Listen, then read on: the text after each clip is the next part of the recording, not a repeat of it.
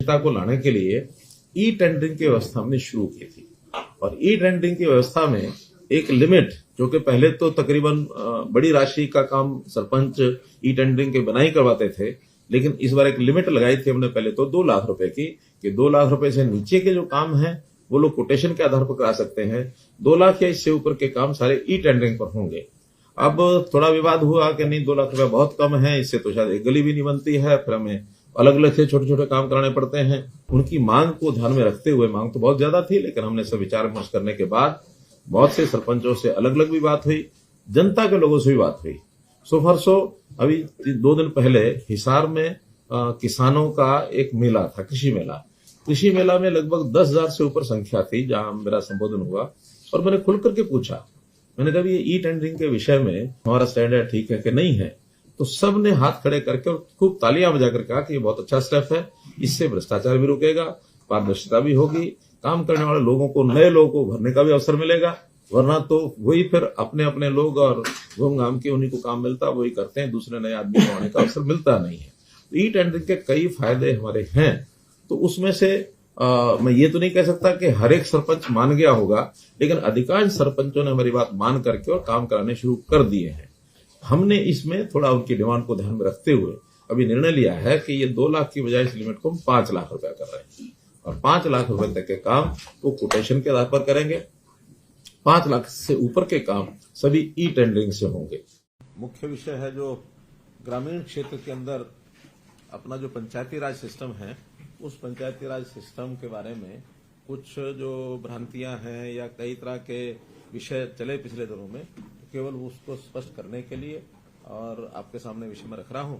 आपको कोई बात उसमें लगती है तो जरूर बाद में पूछ लें। पहली बात तो है कि जो पंचायती राज सिस्टम है ये 3 टियर सिस्टम है, और 3 टियर सिस्टम में जिला परिषदें, पंचायत समितियां और ग्राम पंचायतें। कहीं एक मैसेज ये जाता है कि पंचायती राज में केवल पंचायतें ही आती हैं, और पंचायतों में भी केवल सरपंच राज जो होता है वही होता है। तो पहली बात तो ये 3 टियर है। दूसरा, ये सरपंच राज के बजाय पंचायती राज, इस पर चलने का एक सिस्टम, क्योंकि हम इनको अधिक से अधिक ताकतें नीचे ग्राउंड लेवल पर दें, उसके लिए पिछले कुछ सालों से लगातार प्रयत्न कर रहे हैं। जैसा इंटर डिस्ट्रिक्ट काउंसिल के माध्यम से, जिला परिषद के सीओज के माध्यम से, सीओज की नियुक्ति भी हमने आकर की थी, पहले कोई सीओज की नियुक्ति नहीं होती थी, अब सीओज को भी लगाया गया है। और जिला परिषदों को, उनको अलग से इंजीनियरिंग डिपार्टमेंट भी उनके लिए खड़ा किया जा रहा है, उनकी कैपेसिटी बिल्डिंग भी कराई जा रही है। सबसे पहले तो इसमें हमने पिछले दिनों में सीओज और जिला परिषद के चेयरमैन, इनकी बुला करके दिन भर एक मीटिंग की थी, और उसमें कुछ बातें और हमने आगे बढ़ाई है। और उसमें जो चीज दोनों बार सरपंचों के साथ और जिला परिषद के साथ जो लागू होती हैं, कुछ तो वो बता रहा हूं मैं, और कुछ जो है अलग अलग से भी इनका उल्लेख करूंगा। जैसे एक तो जब से चुनाव हुआ लगभग 1 क्वार्टर का समय शेष था, क्योंकि नवंबर में शायद चुनाव हुए थे, दिसंबर आते आते इनका ओथ हुई थी, तो जनवरी से लेकर और मार्च तक ही काम के समय बचते थे। फिर भी हमने जो एसएफसी का लास्ट क्वार्टर का पैसा है, उससे भी ज्यादा पैसा, कुल 1100 करोड़ रुपया इनको एलोकेट किया था तीनों को, जिसमें जिला परिषदों का 110 करोड़ रुपए था, और पंचायत समिति का 165 करोड़ रुपया, और पंचायतों का 850 करोड़ रुपया। तो ऐसा ये 1100 करोड़ रुपए की राशि हमने भेजी थी। इस राशि को एसएनए अकाउंट, उसके अंदर जमा कराया गया था। एसएनए अकाउंट एक ज्वाइंट अकाउंट होता है, और उस ज्वाइंट अकाउंट में से ही और ये लोग अपने अपने काम के हिसाब से उसमें से पैसा ये निकाल सकते हैं। जो काम हो जाएंगे या जिनके टेंडर हो जाएंगे, उसका पैसा उसमें रिजर्व हो जाता है। और उसमें जिला परिषदों को हमने कई जो उस दिन निर्णय किए हैं, पहला तो हर जिला परिषद का अलग से अपना कार्यालय होगा, 22 के 22।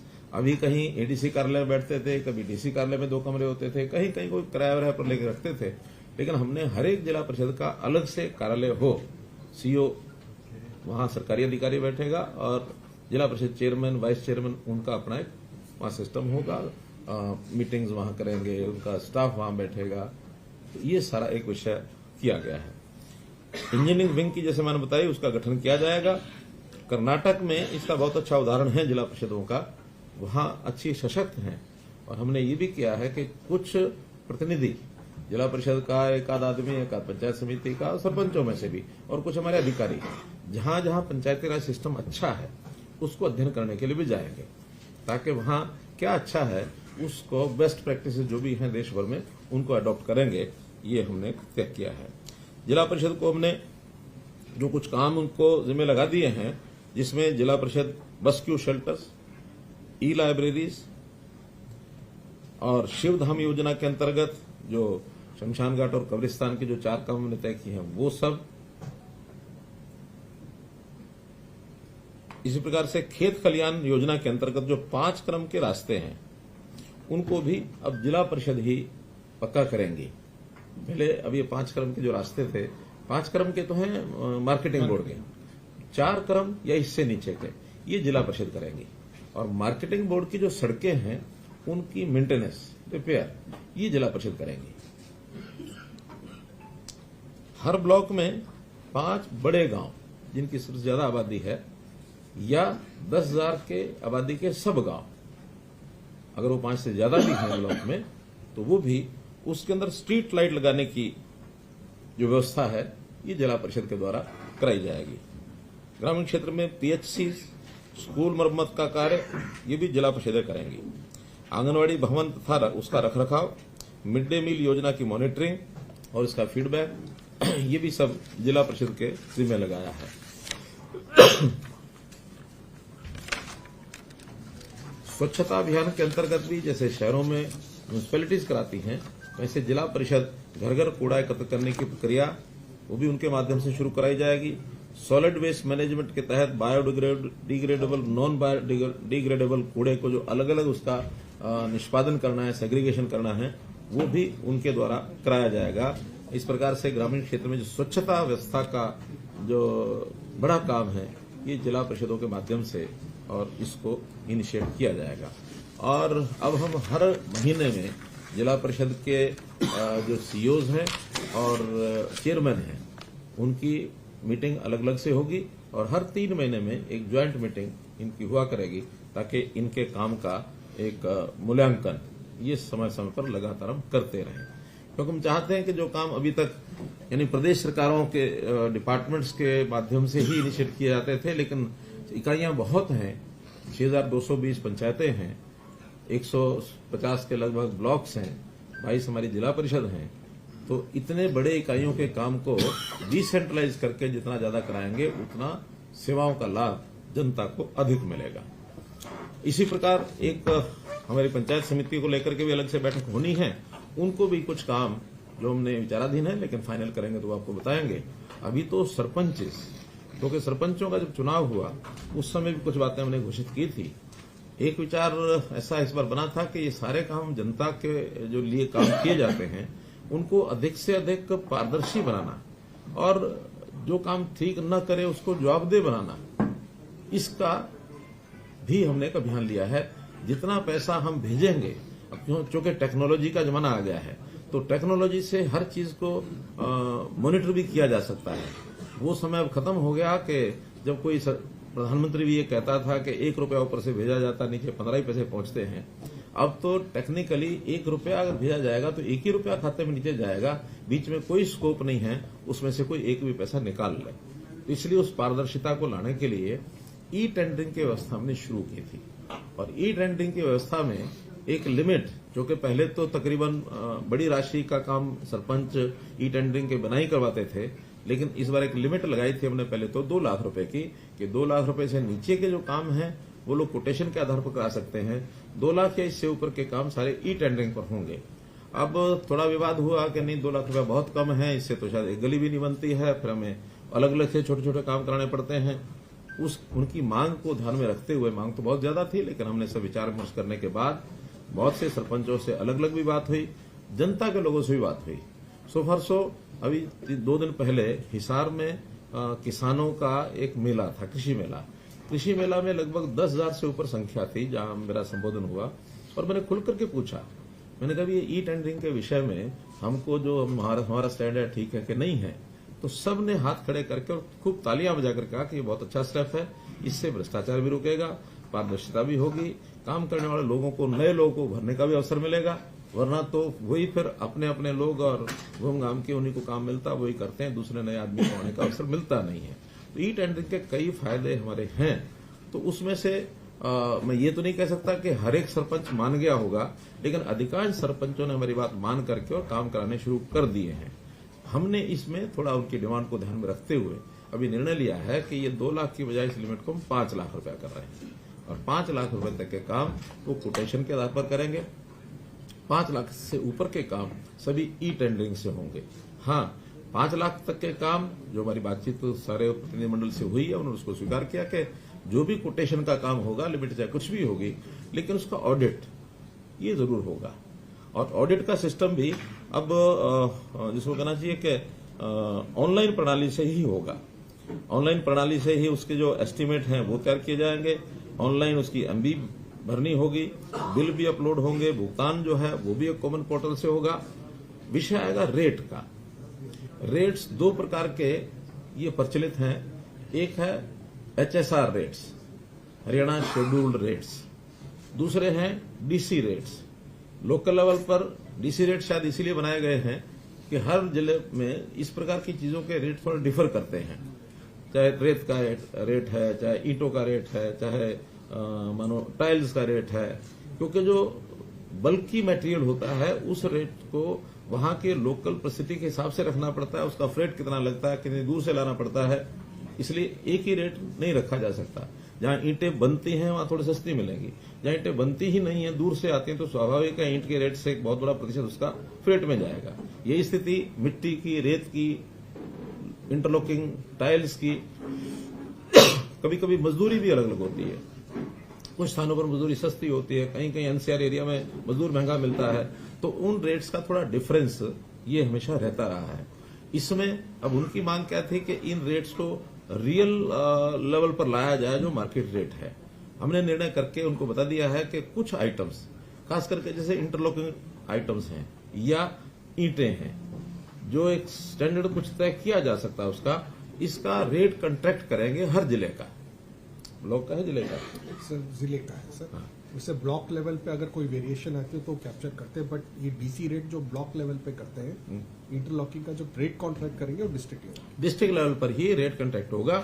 उस रेट से सस्ता कोई लेना चाहे लेके लगा सकता है। क्वालिटी जो तय होगी, उसका पैरामीटर तय होगा, वही ली जाएगी।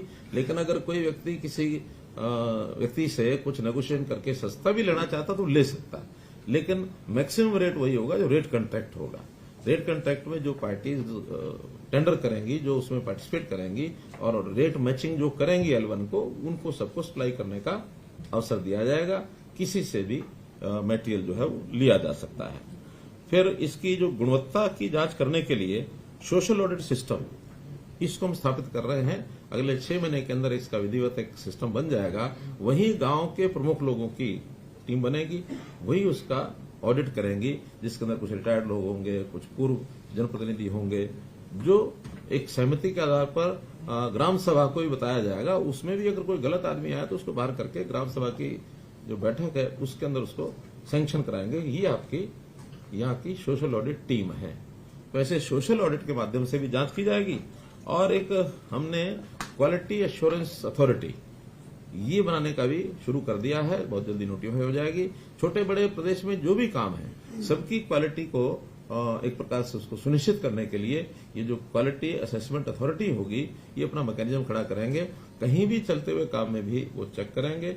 चलते हुए काम के बाद, यानी पूरा होने के बाद भी शिकायत मिलती है तो ये क्वालिटी एश्योरेंस अथॉरिटी उसकी जांच करेगी।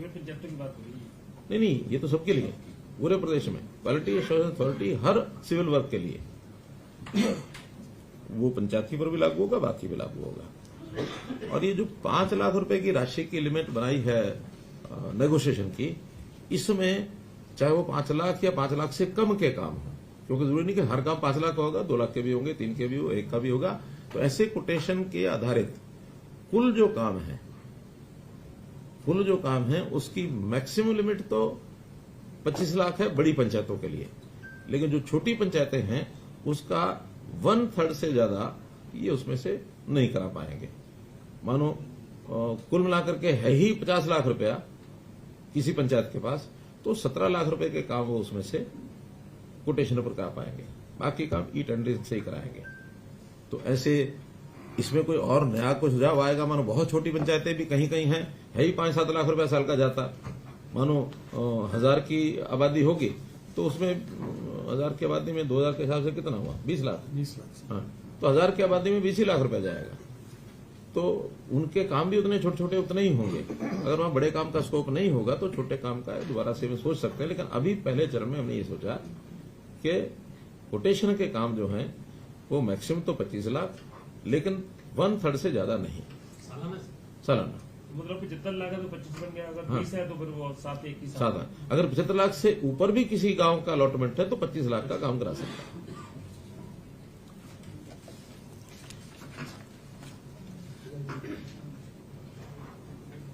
भाई ये 1/3 नहीं है, हमारे निर्णय में ये 50% है। 50%। 50 यानी 50%। 50 में 25 आप बताइए, 50%। तो 20 का 10 कर सकते हैं। हाँ, 20 का 10 कर सकते हैं, 50 का 25 कर सकते हैं। Whichever is lower, sir. Which is lower. Which is lower यानी अगर मान लो 1/3 के हिसाब से 30 होता तो 10 कर सकते हैं, लेकिन 50 होता तो 15 कर सकते हैं। थोड़ा लिमिट बढ़ जाती है इससे। 50% हो गया। 50%। अब काम दोनों प्रकार के हैं, कुछ ई टेंडरिंग से होंगे, कुछ कोटेशन से होंगे। ई टेंडरिंग के जो काम होंगे उसकी क्वालिटी, उसका बाकी सब कोई भी शिकायत आएगी, उसकी क्वांटिटी क्वालिटी में किसी प्रकार की, उसकी जिम्मेवारी अधिकारी की होगी। जो हमारा इंजीनियरिंग डिपार्टमेंट है जो उसकी गुणवत्ता को यानी तकनीकी रूप से जो जिम्मेवार है, जो साइन करेगा, जो उसको फाइनल करेगा, वो उसकी होगी। लेकिन जो कोटेशन के ऊपर किए जाने वाले काम है इसकी जिम्मेवारी सरपंच की होगी, क्योंकि कोटेशन का काम सब उसी के ऊपर आधारित है। उसने किससे काम कराना है, कैसा काम हुआ, कैसे उसने मटेरियल लगाया, क्या किया, तो वो जिम्मेवारी सरपंच की होगी। इसलिए अब सोचना सरपंच ने और पंचायत ने है कि हम अपने इस काम को कोटेशन के आधार पर भी कराएं या ई टेंडरिंग में ही जाएं, जैसा उनको ठीक लगेगा। यानी जो मिनिमम 25 लाख वाला काम 6 लाख से नीचे या 50% वाला, उसमें भी अगर उनको लगता है कि हमें काम सेफली होने में दिक्कत नहीं आ रही तो करें। अगर उनको लगता है कि नहीं इसमें तो हमें ही कठिनाई आ रही है तो फिर वो ई टेंडर में चले जाए, छोटे काम भी चले जाए। तो 25 लाख तक भी टेंडरिंग में जा सकते हैं। जा सकते हैं, उससे नीचे वाले तो जा ही सकते हैं, उससे ऊपर नहीं जा सकते। 5 से नीचे वाला, 5 से ऊपर तो ई टेंडरिंग है। हाँ, 5 लाख से ऊपर के तो ई टेंडरिंग है ही है। एक विषय था कि इनको जो मानदेय हम देते हैं उस मानदेय को बढ़ाया जाए, तो हमने उसको भी अप्रैल से जो मानदेय उनको मिलेगा अब आगे 3000 रुपए से बढ़ाकर सरपंच के लिए 5000 रुपया किया है, और जो पंच है उसका मानदेय 1000 से बढ़ा के 1600 रुपया किया है, और इसको डीए रेट से साथ जोड़ दिया है। यानी जो बेसिक 3000 और 1000 है इसके ऊपर डीए, जैसे आज की डेट में वैसे तो डीए 40-42% ही है, 42%। हाँ, तो 42% के हिसाब से तो ये बनता 4200 रुपया, लेकिन अभी हमने उसको 5000 कर दिया है। इसी प्रकार से 1000 का भी वो 1400 बनता, उसको 1600 कर दिया। तो ये डीए बढ़ते बढ़ते 60% से जब ऊपर हो जाएगा तब उनका उस डीए के हिसाब से जो उचित होगा वो फिर 5000 से भी ऊपर वो जा सकते हैं सरपंच, और ये 1600 रुपए से भी ऊपर जा सकते हैं। As per calculation of DA ये इनके रेट हर 6 महीने के हिसाब से वो बढ़ते जाएंगे। कार्यकाल कभी किसी का कितना ही हो, लेकिन अभी जो बेसिक 2016 के रेट से ये बढ़ेगा, 2026 में इसको फिर रिवाइज किया जाएगा। 10 साल बाद जैसे कर्मचारियों का होता है, हर 10 साल के बाद रिवाइज होता है, डीए चलता रहता है, बाद में 10 साल बाद डीए को मर्ज कर देते हैं और फिर बेस रेट 10 साल का दोबारा से शुरू होता है। तो हमने प्राय और भी जहां जहां इस प्रकार के विषय हैं, बजाय हर दिन कोई डिमांड रखे तो एक बार तय किया, फिर उसके बाद 10 साल तक डीए रेट्स। हमने तो इवन जो हमारे विधायकों की जो पेंशन है उसको भी डीए रेट्स के साथ जोड़ दिया है। ऐसे ही मिनिमम वेजेस एक्ट के अंतर्गत जो मिनिमम वेजेस तय होते हैं उसको भी डीए के साथ नहीं बल्कि उसको सीपीआई सर डीए भी सीपीआई के ऊपर लगभग वैसे ही होता है वो। हाँ, लेकिन वो टर्म अलग अलग है इसलिए। इसी प्रकार ग्राम सचिव की जो एसीआर लिखी जाएगी उस एसीआर पर भी सरपंच को अपने टिप्पणी देने का अधिकार होगा, कि उस ग्राम सचिव का व्यवहार कैसा है, उसके लिए एक रिमार्क्स के लिए, और वो रिमार्क्स देख करके ही उसकी एसीआर जो अधिकारी है उसको हिसाब से लिखेंगे। फिर बिजली की जो बिलों के ऊपर 2% का हमने एक पंचायत कर लगाया है, उसको भी पंचायतों को रेगुलर 3 महीने में दिया जाएगा। अभी तक जो पिछला बचा हुआ है वो 1 अप्रैल 23 के बाद सब कैलकुलेशन करा रहे हैं, तुरंत पिछला जो एरियर है वो भी उनको मिलेगा आगे हर 3 महीने में, क्योंकि बिजली के जो बिल होते हैं वो उनसे लेने होते हैं। पंचायत घर का बिल है, कोई ट्यूबवेल का बिल है, कोई स्ट्रीट लाइट का बिल है, जो भी है ये सारे पंचायत से लेने होते हैं, और जो उनके एरिया में जितना भी बिल बनता है एग्रीकल्चर को छोड़कर उसका 2% उनको देना होता है, उनका दे होता है उनकी तरफ। तो कम ज्यादा होगा वो हर 3 महीने उसके, इसका यूनिट विलेज लेवल है। हाँ विलेज यानी ग्राम पंचायत है, विलेज नहीं, विलेज बल्कि कई बार तो ज्यादा हो सकता अलग इकाई होती है। और इसी प्रकार से जो स्टाम्प ड्यूटी है, संपत्ति पर जो बिक्री है उसके ऊपर भी 1% पैसा पंचायतों को ये हर महीने उनको जो है क्रेडिट कर दिया जाएगा, जो उस एरिया की जमीन बिकती है। तो गांव रूरल की, शहर का वो अर्बन लोकल बॉडीज को जाता है। रूरल का 2% होता है, 1% पंचायतों को, आधा % पंचायत समिति को, आधा % जिला परिषद को, 2% पूरा उनको जाएगा। अभी जो इस वर्ष का इस जो एक बार हमने 1100 करोड़ रुपया दिया है, जो कि हमने कहा था कि 1100 करोड़ रुपए को सब 31 मार्च तक अपना पूरा खर्च कर लें, पूरा उनका अधिकार है, लेकिन बहुत सी पंचायतों ने खर्च नहीं किया है। आज भी उनसे निवेदन यही है कि वो इस पैसे का जितनी प्रस्ताव पारित हो गए हैं या करवा रहे हैं उसके टेंडर्स वो अपलोड कर दें, यानी पब्लिश कर दें। जिस दिन पब्लिश कर देंगे जो भी टेंडर होगा उसका जो एस्टीमेट होगा उतनी राशि उनकी ब्लॉक हो जाएगी उसमें।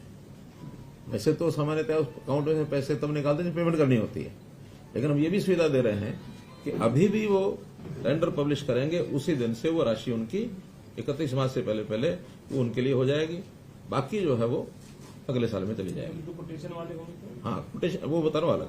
पहले तो ये है ई टेंडरिंग का कोटेशन में भी 25 मार्च तक जितनी कोटेशंस उनका वर्क अलॉट हो गया होगा वो तो पैसा उसमें से रिजर्व हो ही जाएगा। इसके अलावा भी 25 मार्च के बाद भी हम उसके लिए 2 श्रेणियां बना रहे हैं।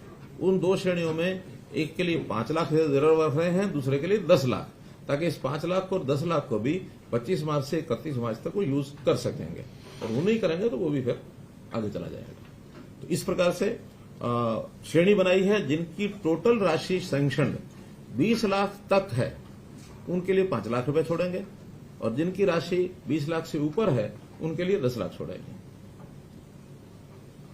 ताकि इस राशि को 5 दिनों में और भी कुछ छोटा बड़ा काम उनको ध्यान में आता है तो वो उसको करा सकते हैं। बाकी सब काम 1 अप्रैल से नए साल का जितना भी पैसा है वो 1 अप्रैल से फिर उनको इसी प्रकार से उपलब्ध हो जाएगा एसएनए अकाउंट में। और ये अकाउंट हर वर्ष यानी 4 बार में दिया जाएगा उनको, जो एसएनए अकाउंट में क्वार्टर वाइज। जो ये पैसा बचेगा ये नहीं, ये तो खत्म ही हो गया, यानी अगला और मिल जाएगा उनको अप्रैल में। और उनको क्वार्टर में खर्च करना है, पहले क्वार्टर में 30%, दूसरे क्वार्टर में 30%, तीसरे में 20%, चौथे में 20%, 30-30-20-20। जो पैसा उनका है वो उन्हीं का है।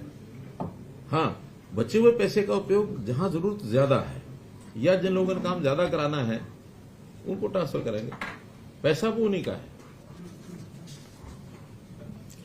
और इस समय तक जो कामों का हमारे पास ये जो शर्त लगा रहे हैं, ये तो पंचायतों की अपनी आमदन का पैसा एक हम सरकार से भेजते हैं, तो ये जो सरकार से भेजते हैं उसी की बात है। हाँ, अपना तो उनके पास वो उनका है ही है। ये तो सरकार से जो उनको स्टेट फाइनेंस कमीशन का पैसा दिया जाता है उसी के लिए। हमने जो 1100 करोड़ दिया ये स्टेट फाइनेंस कमीशन का ही है, इसमें सेंट्रल वाला पैसा नहीं है, इसमें उनकी अपनी आमदन नहीं है, इसमें स्टैंप ड्यूटी नहीं है, इसमें ये जो बिजली का बिल वो नहीं है, सिर्फ स्टेट फाइनेंस कमीशन का जो पैसा 1100 रुपए दिया।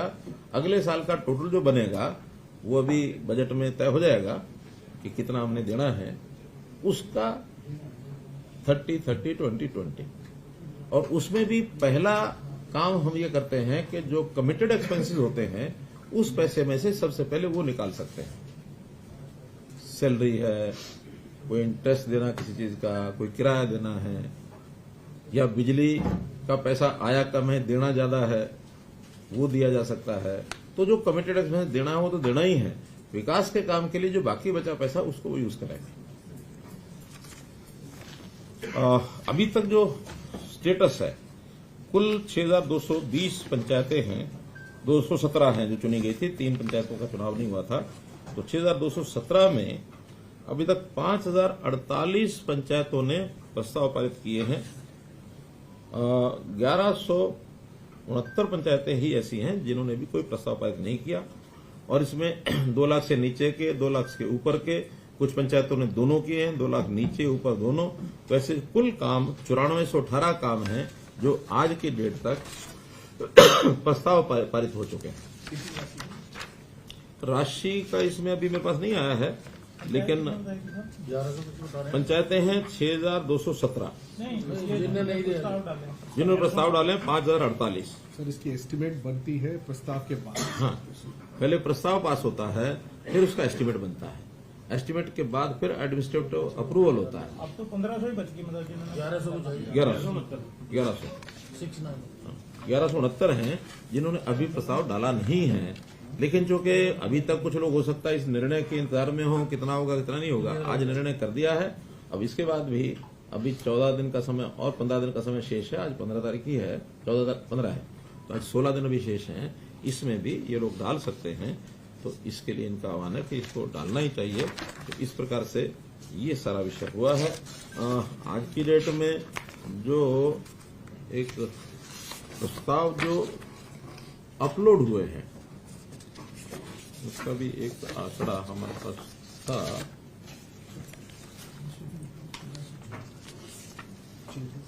नहीं, 991 प्रस्ताव इसमें से अपलोड हो चुके हैं।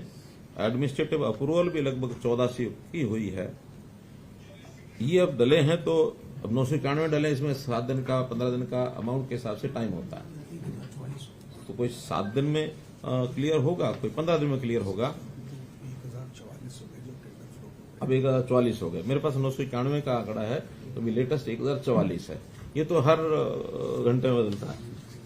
सर 2024 प्रस्ताव अपलोड हो गए हैं। हाँ, टेंडर हाँ, प्रस्ताव तो अपलोड नहीं होते हैं। प्रस्ताव का तो फिर बाद में जाता है जेई को, प्रस्ताव जेई को जाता है, जेई उसका एस्टिमेट बनाता है।